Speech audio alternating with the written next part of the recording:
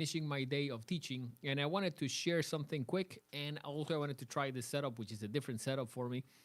I'm actually using my phone, and I wanted to almost like test a little bit of the quality, because one of the things that I want to do regularly is to go live, hopefully get some questions answered, almost interact with the people that we have had in the channel, as we really believe in trying to help people get started in their journey of learning music. Now, today I wanted to talk about free sheet music.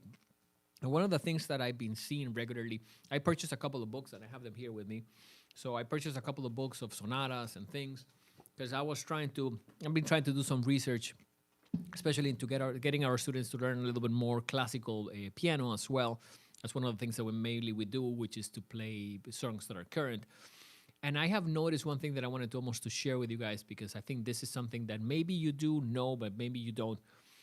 I would stay away from sheet music that is piano sheet music that has no fingerings. And the problem with most things that are free and some that are paid is that when you get them, literally you're gonna get all the notes. And good for you if you can also learn music very easily just by looking at sheet music, because a lot of people have problems with that because the sheet music can get very confusing.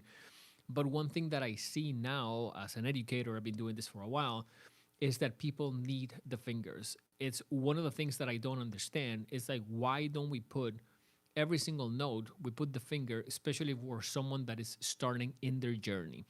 One thing that to me is just very, very clear is when someone is learning, they need to do things correctly from the beginning. So if they're doing a passage, they're doing 10 notes, when they look at it for the first time, they may try to be like, okay, let me try this fingers. Okay, that's weird. Let me try this fingers. So they start this experimenting, which I think is absolutely pointless, especially if we as educators can provide you with sheet music that would already have the numbers. So I want to encourage you guys to, if you like to learn piano, find sheet music that it's potentially paid. Because one of the things with these books that I purchased, even though they're not they're not super expensive, they are very good at having all of the numbers that are critical. So when you have a note and you see a number on it, it's because they're trying to tell you that note you need to play with finger 1 or you need to play with finger 5. So I think it's very useful first to purchase sheet music, try to get music that is not free. Sometimes the sheet music that is free can also have all sorts of problems, including mistakes, things that make no sense, which is almost, of course, you get what you paid for in terms of like quality. But more than anything, I would say when you are looking to learn something and you're Googling, and I know we can all Google and find tons of things for free, look for sheet music that has the numbers. And if you have the numbers, try to follow them, because that's going to make a huge impact in your ability to successfully learn a piece. Now, one thing that we are doing as a studio is we're getting most of our piano sheet music to have the numbers, so in some cases for every single note.